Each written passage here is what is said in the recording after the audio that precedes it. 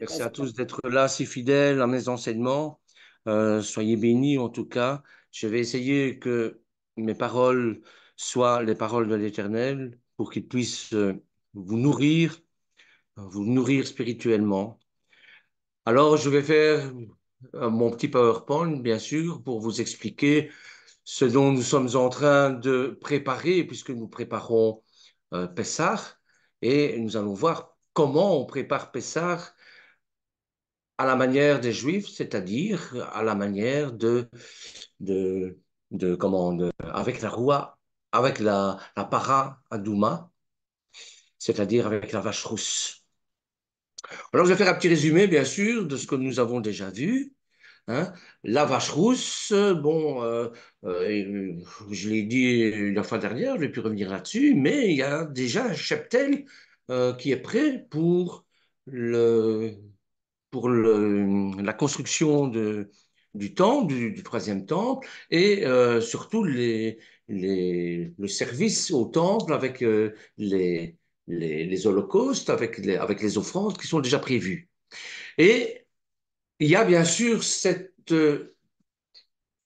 paradouma qui est intrigante parce qu'on ne comprend pas bien ce qu'elle, pourquoi l'Éternel a donné cette roque, c'est-à-dire ces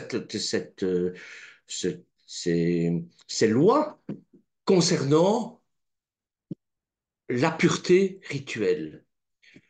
Parce que la vache rousse, ça sert à ça a toujours, enfin, tout ce qui est lié au temple, les offrandes et ainsi de suite, on est tous liés avec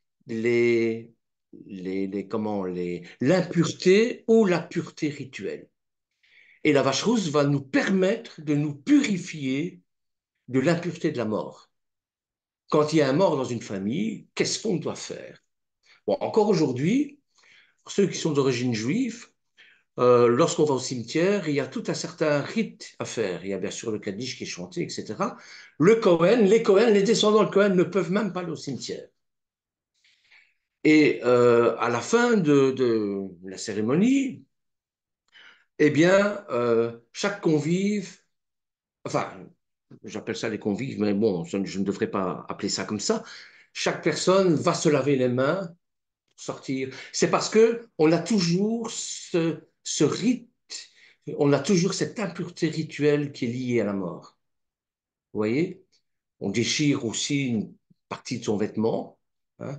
Donc tout ça, ça remonte très loin, très très loin. Alors, bon, je ne vais pas revenir sur ce que j'ai déjà dit la fois dernière, sur ce que j'ai déjà dit mardi. Je vais simplement vous demander de prendre vos Bibles, hein, et de la prendre, d'Évarine au chapitre 19. Donc, le rite de la vache rousse, c'est un rite de purification concernant le contact avec la mort. La mort qui a produit une impureté rituelle et non morale. Attention, hein, je précise bien. C'est pas parce qu'on a une impureté rituelle que on a commis un péché. Non, pas du tout. Donc l'officiant dans le Mishkan, le prêtre dans le Mishkan, quelle que soit son fonction dans le Mishkan, est empêché d'être au service de l'Éternel à cause de cette impureté. Donc pour pouvoir retrouver sa fonction au sein du Mishkan, il doit procéder à un rite de purification. Et dans Bag-Midbar, au chapitre 19, hein, nous allons le prendre d'ailleurs, je ne vais pas revenir sur les définitions, bien sûr, sur les analyses que j'ai faites, hein, ça vous le verrez dans la, la paradouma numéro 1. Hein. Eh bien, il nous est dit, l'Éternel parla à Moshe et à Aaron et dit, voici ce qui est prescrit par la loi, que l'Éternel a commandé, en disant, parle aux Israélites qu'ils t'amènent une vache rousse, très rare, sans malformation. De toute manière, tous les animaux qui sont donnés en Ola, en Holocauste, doivent être sans tache, sans malformation.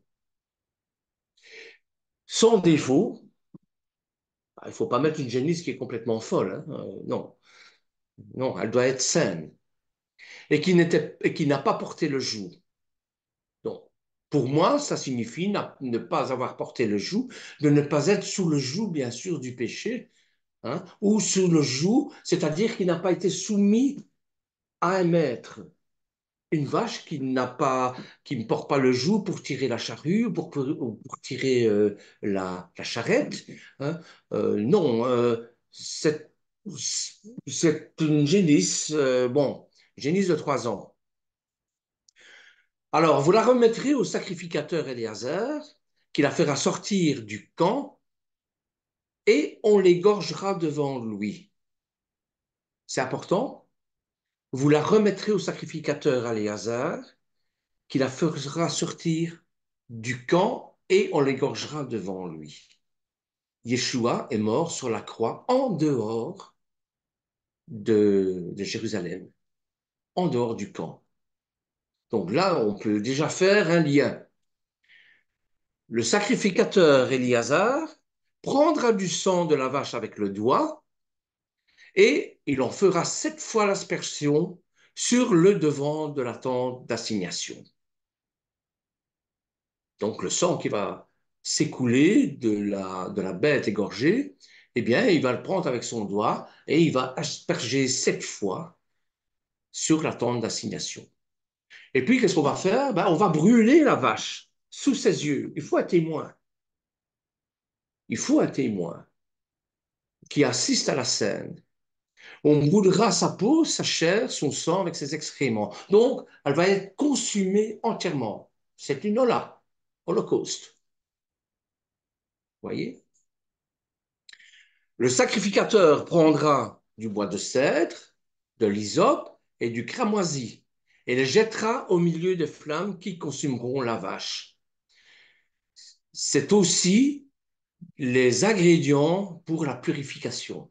Il faut toujours du cèdre, de l'hysope et du cramoisi. Et ça va revenir plus d'une fois dans la Bible, ces 3 éléments qui permettent de purifier la personne ou bien de purifier l'événement. Et on nous dit, le sacrificateur lavera ses vêtements et lavera son corps dans l'eau, puis il rentrera dans le camp, mais le sacrificateur sera impur jusqu'au soir. Ça veut dire quoi?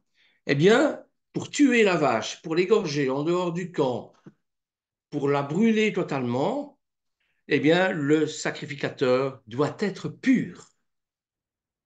C'est comme le Kohen Gadol, lorsqu'il rentre dans le Saint des Saints, il doit être pur. Sinon, bon, bah, il y va de sa vie, hein. Eh bien là, c'est pareil.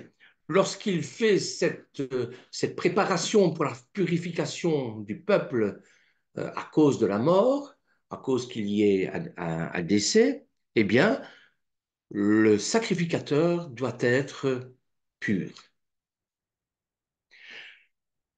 Celui qui aura consumé la vache nettoiera ses vêtements dans l'eau, lavera son corps dans l'eau, et il sera impur jusqu'au soir.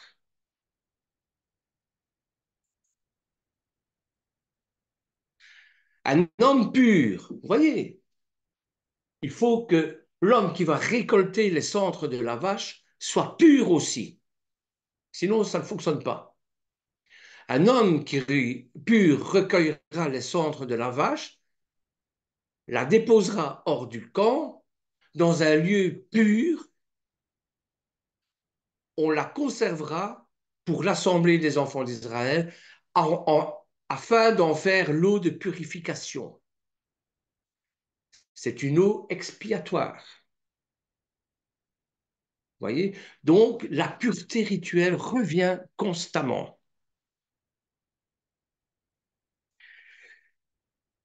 Et donc, verset 9, voilà. Verset 10, celui qui aura recueilli la cendre de la vache nettoiera ses vêtements et sera impur jusqu'au soir. Donc, le fait de prendre la cendre, eh bien, ça nous rend impurs. Si on veut prendre une image, c'est comme si vous avez une bouteille d'eau de source, et que vous mettiez une goutte de pétrole ou une goutte d'essence dedans, ben c'est terminé, elle est plus pure. Vous voyez, si vous acceptez que je prenne ça comme allusion. Alors, celui qui aura recueilli la cendre de la vache nettoiera ses vêtements et sera impur jusqu'au soir. Ce sera une prescription perpétuelle. Perpétuelle, ça veut dire ça a un début et ça n'a pas de fin. Pour les Israélites et pour l'immigrant en séjour au milieu d'eux. Donc, le goïm ou le serviteur qui se trouve dans une famille juive auquel il assiste à ça, eh bien, c'est valable pour lui aussi. Donc, ce qui est éminemment pur, comment ce qui est éminemment pur peut-il rendre impur le souverain sacrificateur, ainsi que la personne qui s'est occupée de brûler la vache rousse, et même celui qui a recueilli les cendres? Eh bien, le pur devient impur au contact de ce qui est pur, c'est ce que je vous disais. L'inverse n'est jamais vrai. Ou alors il faut que ce soit l'Éternel lui-même qui purifie l'impur pour que ça devienne pur. Le souverain sacrificateur est à l'occasion de la, est l'occasion de la combustion de la vache rousse, revêtu des mêmes habits uniformément blancs que lors de la cérémonie de Yom Kippour. Il est tout en blanc, il est tout en lin. Souvenez-vous de la petite étude que j'avais faite sur le lin, chichi, hein, shesh, hein, qui veut dire le sixième aussi. Chichi, c'est le sixième. Shesh, 6 jours de la création, ça a un rapport avec l'homme, bien sûr, avec la création d'Adam. Le rouge de la vache, je vous l'ai dit la fois passée, c'est le symbole du péché. Et le rouge de la vache devait contraster avec la blancheur de la tunique du sacrificateur.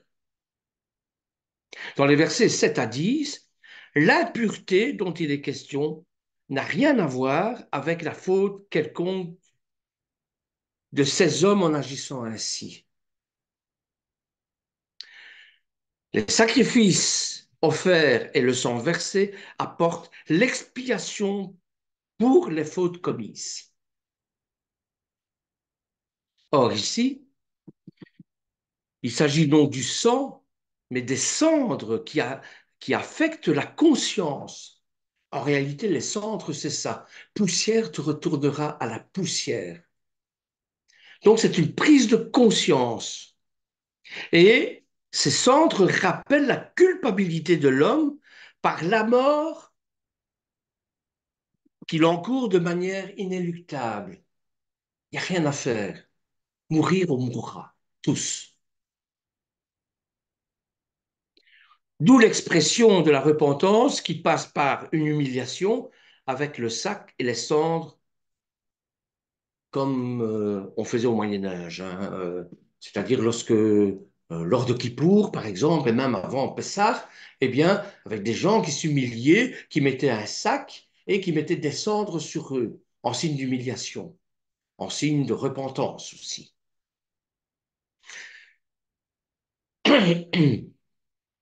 Alors, celui qui touchera un mort, un corps humain quelconque sera impur pendant 7 jours. Il se purifiera avec cette eau le troisième jour, et le septième jour, il sera pur. Mais s'il ne se purifie pas le troisième jour et le septième jour, il ne sera pas pur. Donc, l'eau dans ce contexte, hein, donc on tue une vache, on asperge le sang, puis on la brûle entièrement, avec les cendres, on la met dans de l'eau. Hein. Eh bien, l'eau dans ce contexte, c'est le symbole, le témoignage d'une purification des pensées et de la conscience, selon moi. on purifie sa conscience. La conscience, c'est quoi? C'est le fait de connaître le bien et le mal. J'ai fait ça, mais je prends conscience que c'est mal. Eh bien, je me purifie de cette manière-là. Le verset 9, qui nous dit un homme pur recueillera la cendre de la vache et la déposera hors du camp, dans un lieu pur, on la conservera pour l'assemblée des enfants d'Israël, afin d'en faire de l'eau de purification. C'est une eau expiatoire. Eh bien, le verset 9 évoque le seul cas où de l'eau mêlée aux cendres de la vache rousse a une vocation à être une aspersion. On va asperger le peuple avec cette eau-là. Une aspersion purificatrice. À distinguer de l'eau de la sota. Dans la paracha Nassau, souvenez-vous de la femme sota. Hein. La femme sota, c'est la femme qui, qui est soupçonnée d'avoir commis l'adultère.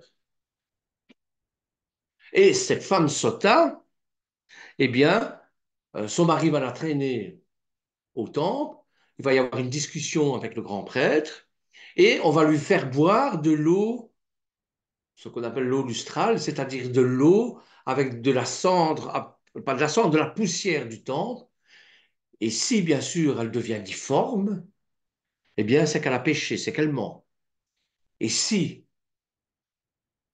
tout se passe bien, eh bien non seulement elle est innocentée, mais en plus elle aura des bénédictions.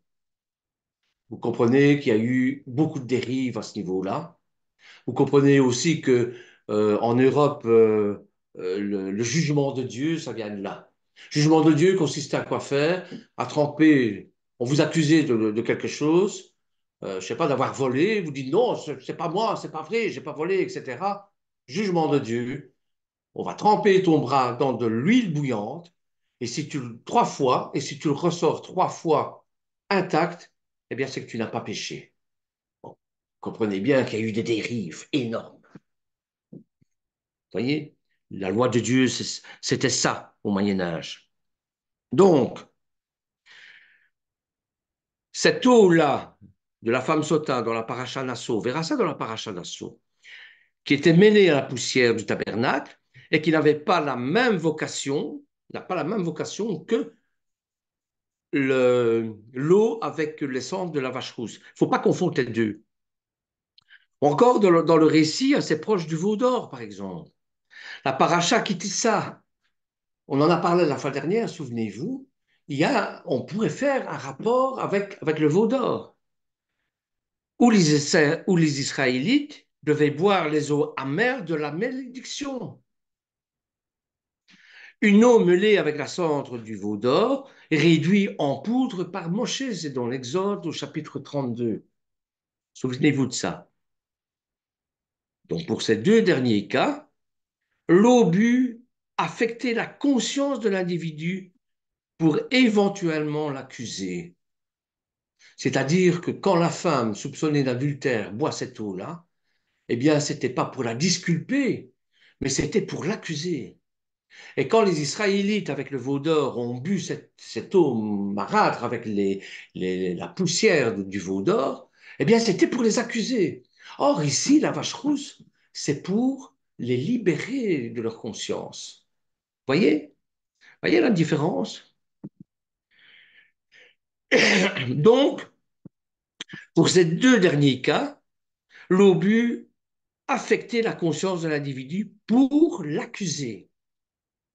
Pour la vache rousse, le sacrifice offert est à la fois expiatoire par le sang versé, comme Yeshua sur la croix, et aspergé sur le Mishkan, et purificatoire, donc ça purifie par les eaux aspergées sur les individus demandant à être purifiés. Dans certaines confessions, c'est ce qu'on appelle l'eau bénite. Voilà. C'est un travers de ça, quoi. Voyez? Et c'est ainsi que le sacrifice de la vache rousse a une portée prophétique plus grande que tous les autres sacrifices.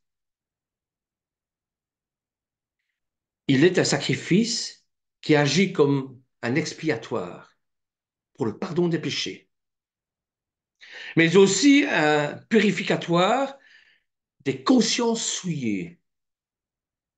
Je reconnais que j'ai fait mal. Je reconnais que j'aurais pas dû tuer mon voisin. Et je regrette. C'est ça, avoir conscience. La vache rousse annonce prophétiquement un sacrifice plus excellent, je dirais.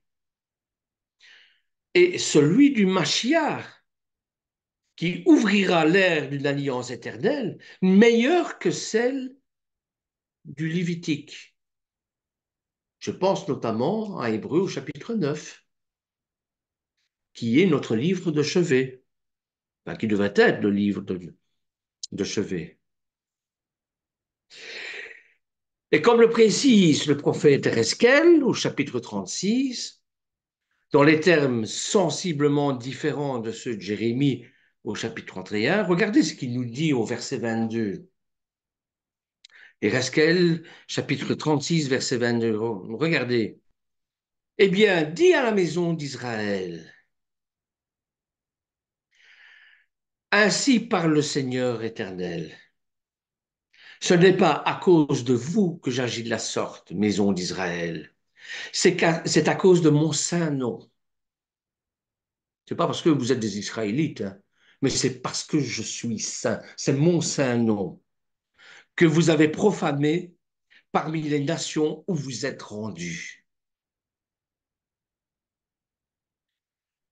Et au verset 23, je sanctifierai mon grand nom qui a été profané parmi les nations. Ce nom que vous avez profané au milieu d'elles. Et les nations reconnaîtront que je suis l'Éternel. Oracle du Seigneur, l'Éternel, quand je serai sanctifié par vous sous leurs yeux. Waouh! Vous voyez? Je répète, c'est tellement puissant. Je sanctifierai mon grand nom qui a été profané parmi les nations. Combien dans le christianisme on a profané le saint nom de Dieu, le saint, je devrais même pas dire, parce que rien que dire Dieu, c'est une profanation. Je devrais dire Elohim, ou bien je devrais dire Adonai, mais pas Dieu. Dieu, ça vient de Zeus. Alors, nous savons d'où on vient. Nous savons quelles sont nos racines. Ce sont les racines hébraïques. Alors, disons Adonai, disons Hachem. Oui, ça oui. Au disons aussi le béni soit-il. Voyez? Mais ne disons pas Dieu, parce que ça fait référence à Zeus. Donc, je sanctifierai mon grand nom, Yud-Kevavke, qui a été profané parmi les nations. Et ce nom que vous avez profané au milieu d'elles, et les nations reconnaîtront que je suis l'Éternel. Oracle du Seigneur, l'Éternel, quand je serai sanctifié par vous, sous leurs yeux. Au verset 24, je vous retirerai d'entre les nations. Je vous rassemblerai de tous les pays et je vous ramènerai sur votre territoire. Je ferai sur vous l'aspersion. Et voilà. Et c'est ici qu'on retrouve ça, cette aspersion d'eau, cette aspersion qu'on fait avec les cendres de la vache rousse. Eh bien, on le retrouve ici dans Ereskel. Et je ferai sur vous l'aspersion d'une eau pure. Vous serez purifiés. Je vous purifierai de toutes vos souillures et de toutes vos idoles. Verset 26. Je vous donnerai un cœur nouveau. Je mettrai en vous un esprit nouveau. J'ôterai de votre chair le cœur de pierre et je vous donnerai un cœur de chair. Voilà pourquoi Yeshua, en montant sur la croix, est le Mashiach ben Yosef. Parce que avant d'instaurer son royaume, il faut qu'il change nos cœurs. Et pour ça, il doit être crucifié. Il doit prendre sur lui tous nos péchés pour les offrir à l'Éternel. Comprenez?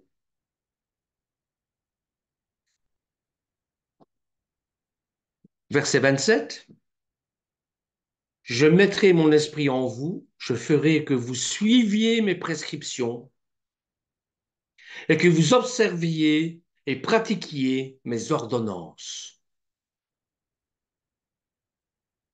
Verset 28. Vous habiterez le pays que j'ai donné à vos pères, Israël. Vous serez mon peuple, je serai votre Dieu. Et je vous sauverai de toutes vos souillures.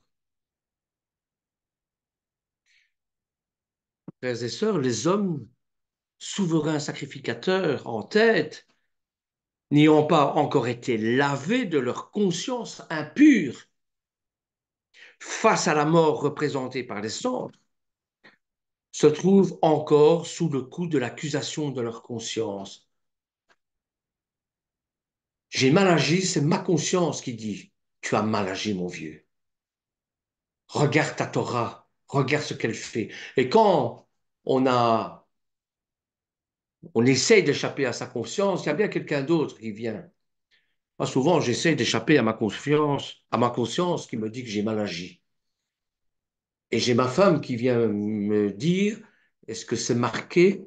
Où est-ce que c'est marqué ce que tu as fait là dans ta Torah? Elle agit en tant que conscience à ce moment-là. Je suis obligé de reconnaître que ce n'est pas écrit. Donc si ce n'est pas écrit, je ne dois pas faire.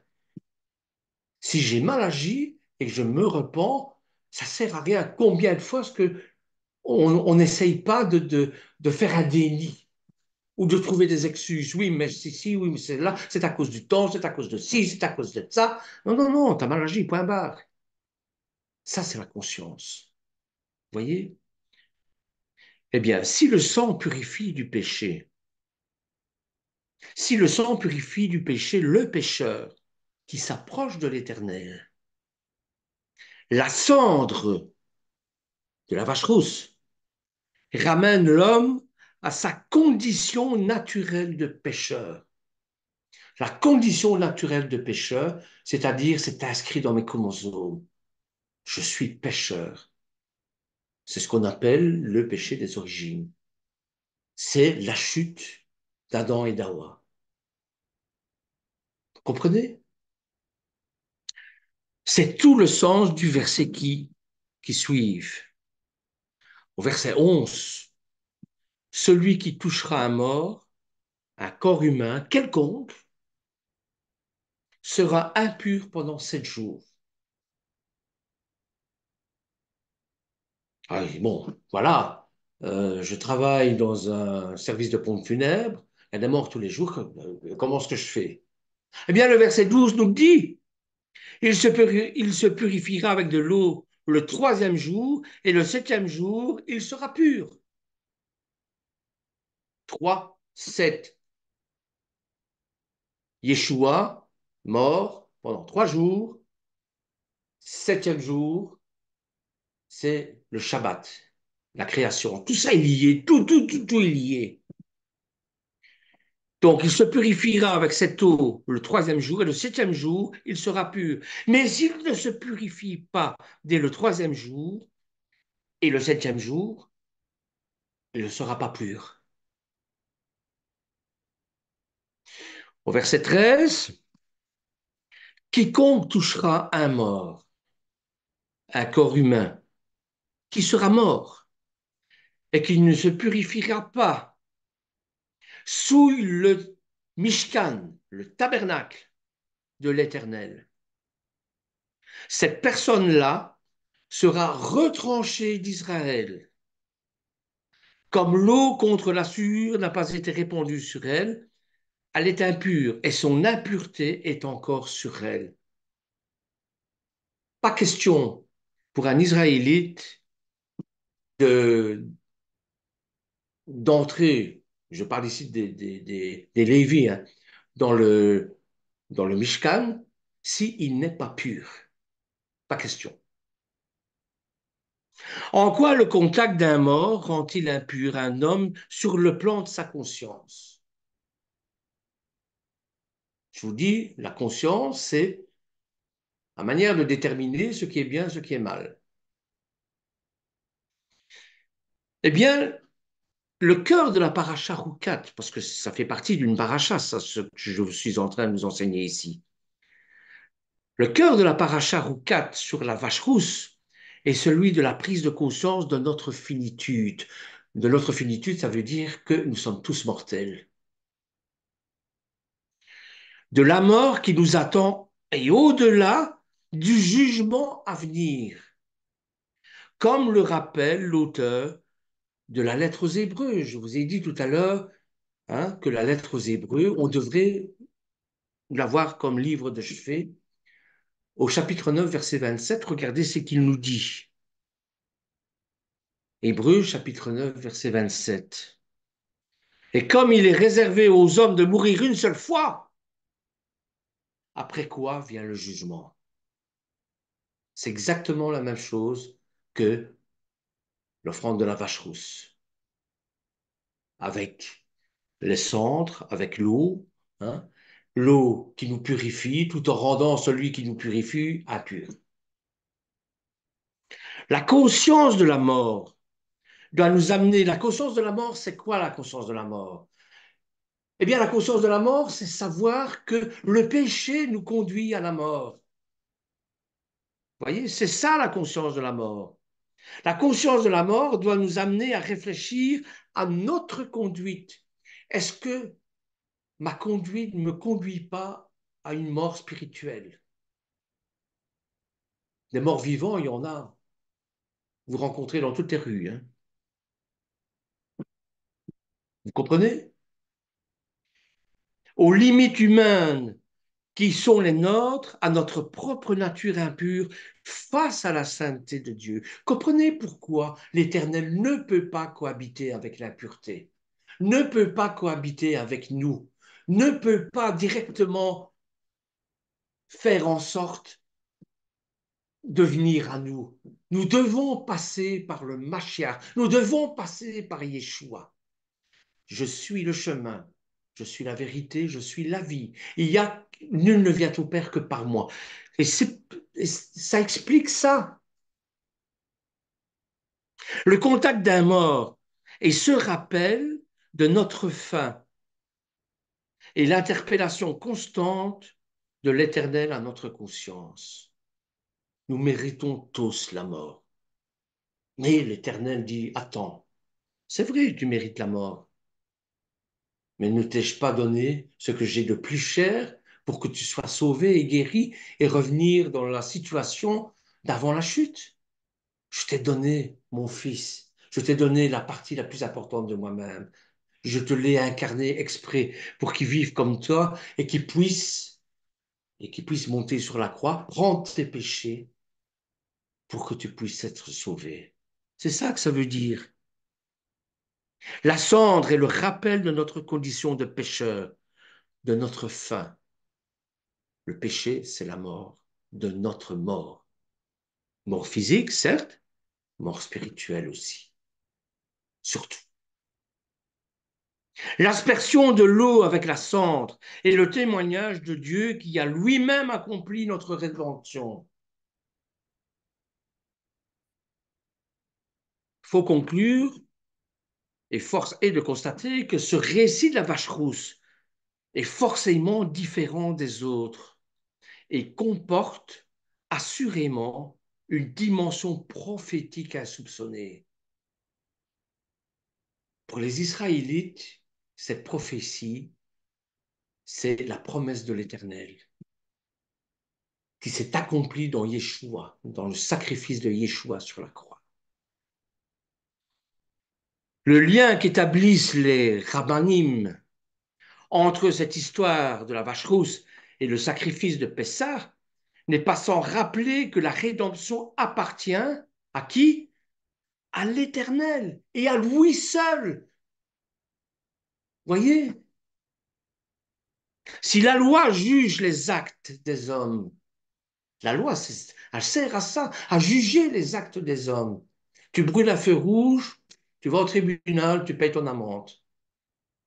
Pareil dans ce qui nous concerne ici, au niveau de la loi divine.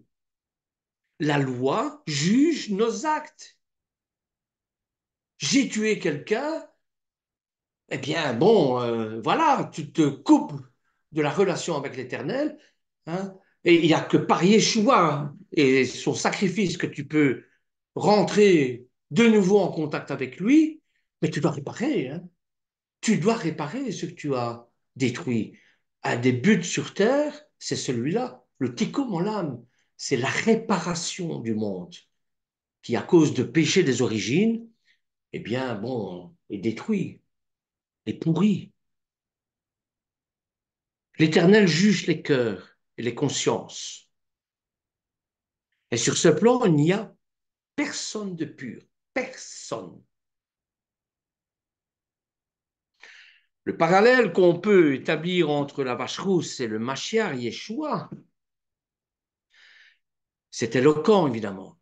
Je ne sais pas si vous êtes convaincus de ce que je vous ai dit, mais pour moi, c'est éloquent. Et ça témoigne de l'intention divine d'établir avec son peuple une alliance perpétuelle qui affectera chaque individu dans son être tout entier, corps, âme, esprit, qui va le purifier de toute conscience impure. Conscience impure, c'est quoi? J'ai envie de tuer mon voisin, je sais bien que c'est mal, mais j'ai envie de le faire. C'est ça une conscience impure. Donc on va être purifié de toute conscience impure par un sacrifice permanent. Yeshua est monté sur la croix, une fois pour toutes, oui, c'est vrai. Mais son sacrifice est perpétuel. C'est comme s'il continuait jusqu'à la fin des temps. L'aspersion d'une eau pure, cette eau qui sort de son côté lorsque le soldat romain le perce, le sang qui sort de son côté. Vous voyez comme tout est lié. Le sang parle pour le pardon des péchés. Ce sang qui a jailli de son côté, eh bien, c'est le sang de la vache rousse qui nous est donné pour nos péchés. La cendre pour la vie éternelle, car si la vache est restée cendre, le Mashiach, lui, est revenu à la vie quand? Tiens, le troisième jour. Vous serez purs le troisième jour, pour donner la vie à celui qui élève les yeux vers lui. Tournons nos regards vers l'Éternel. Tournons notre regard vers Yeshua. Et le septième jour, c'est le symbole d'une parfaite rédemption, le Shabbat. Parfaite rédemption dans l'attente du retour glorieux du Mashiach. Maranatha.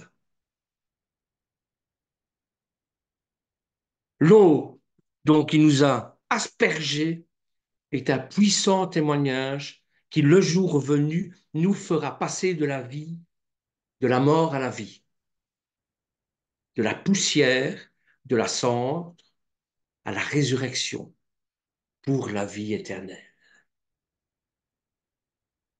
Voilà, frères et sœurs, ce que j'ai tiré de cet enseignement de la paradouma, de la vache rousse. Merci de m'avoir écouté. J'espère que ce n'est pas trop compliqué, mais voilà ce que le Seigneur m'a mis sur le cœur, que je vous partage, en toute humilité, évidemment. Soyez bénis. Amen. Merci, Amen, Bernard. merci Bernard. Merci, merci. Vraiment, ça fait du bien.